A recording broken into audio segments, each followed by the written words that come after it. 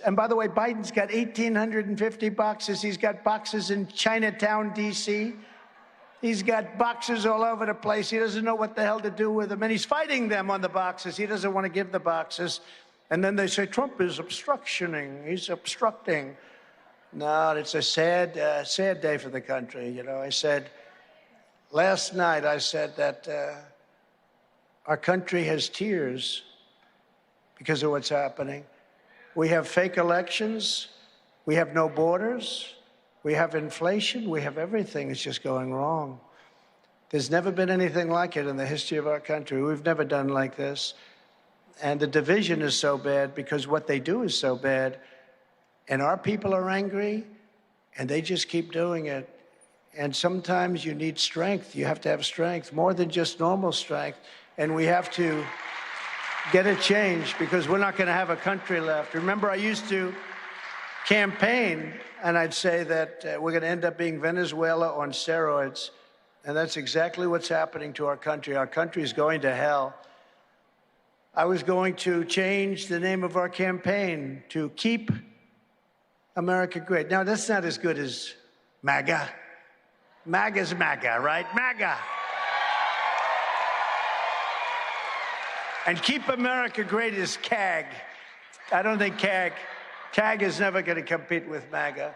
But we couldn't say Keep America Great because our country is not great. We're laughed at all over the world. We're no longer respected. 3 years ago, we were respected like our country has never been respected before. They also don't mention the defining lawsuit that was brought against Bill Clinton, and it was lost by the government, the famous Sox case that says he can keep his documents. They don't mention that.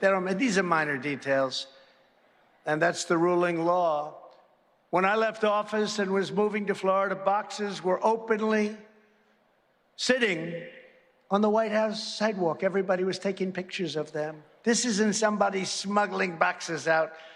Pictures of them you've all seen. It's sitting with people from GSA and other people waiting to put them on a truck. But they were literally sitting outside of the White House waiting for a truck to come. Then the truck come. It was there for a long time, and they put it in, and they brought it down to Florida.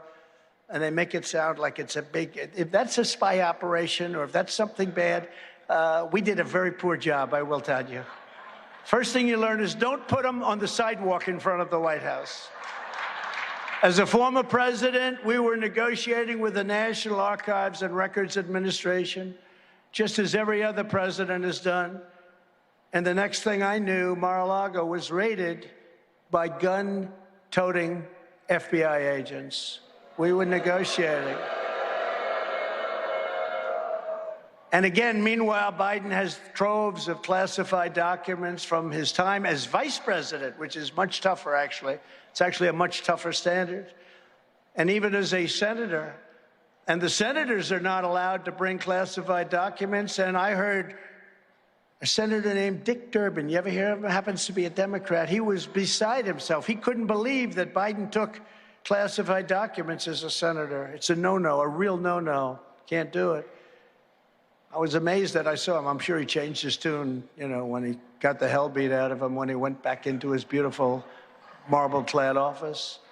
Many of Biden's documents were in Chinatown, and many of them were in places that you don't want to have documents. But I hear how wonderful he did. Think of it, 1,850 boxes he had. Mine is peanuts. But you saw mine because they were on that sidewalk.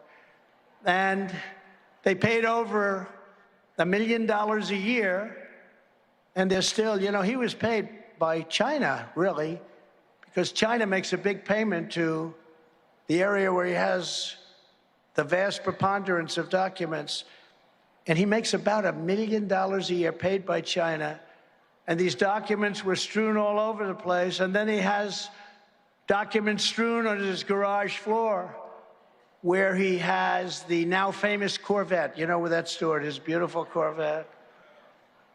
There was no security there. They had a garage door that you could cut it with a scissor. They didn't have Secret Service. I have Secret Service all over Mar-a-Lago. And Mar-a-Lago is strong and powerful. It was actually built by Marjorie Merriweather Post and E.F. Hutton. Remember? when E.F. Hutton speaks, people listen. Well, one of the greatest ads ever, but they built it, and it was built as the Southern White House, actually. And Jimmy Carter gave it up. He said it was too expensive to be borne by. And I said, thank you very much. We have to get that. Thank you, Jimmy. Thank you very much. But that was actually built as the Southern White House, so it's very powerful. But we have great people, Secret Services all over the place, and that's the way we like it. But unlike me, who had absolute declassification authority as president, Biden didn't have any authority, and he had no right to possess those documents, none whatsoever. Yet nothing happened to Crooked Joe with all that many, many, many times what we have.